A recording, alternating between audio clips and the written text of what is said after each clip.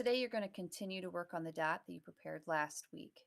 So you'll have your dot, you will have a small amount of white glue, a toothpick, and our primaries and secondary colors of liquid concentrate paint. Now you're going to start by taking the glue and pouring it over the transparency film, kind of in the center of that dot. Now you can see that I'm trying to make mine all kind of in the same pile, and I'm going to twist that cup as I pull it up to hopefully then not drip. You'll then let gravity help you kind of pull that glue down and out to as close to that line as possible.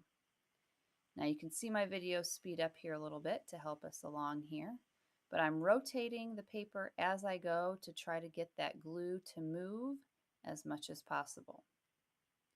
Now there will get to be a point where the glue won't move, very much on its own, so you can use that toothpick to help guide you. You can hold it up at an angle, or you might decide that you need to go ahead and hold it flat and use the toothpick to just push the remainder of that glue out to that black line. Now, I would suggest putting it right above the black line so that you have a nice big solid dot, because that's where we're going to cut along when we cut that dot out. Now you can see that I'm just going along the glue, especially the edges, trying to make the glue look as level as possible. Try to keep your fingers out of the glue, both your non-writing hand and your writing hand, but I'm holding that toothpick almost as horizontal as I can.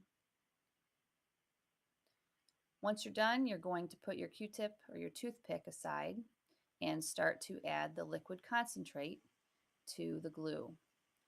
Now I'm going to add about 3 or 4 drops of each color, and I'm going to consider the placement of those dots, because where I have colors side by side, those colors are probably going to mix a little bit more.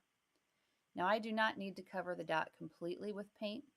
I'm just getting a good assortment of dots on there. Then I'm going to take my toothpick again, and I'm going to start to kind of push and pull the paint around to fill in some of those voids.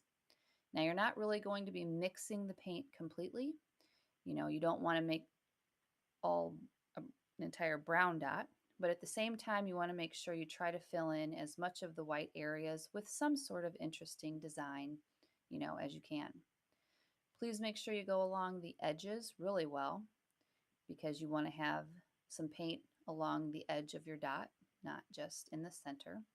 You can write in your dot, you can draw in your dot. What you do is up to you, but I do encourage you to make sure that you do still leave some white areas. Now once you're satisfied with your dot, you'll put your toothpick in the garbage can, and you will take your artwork to the drying rack to dry.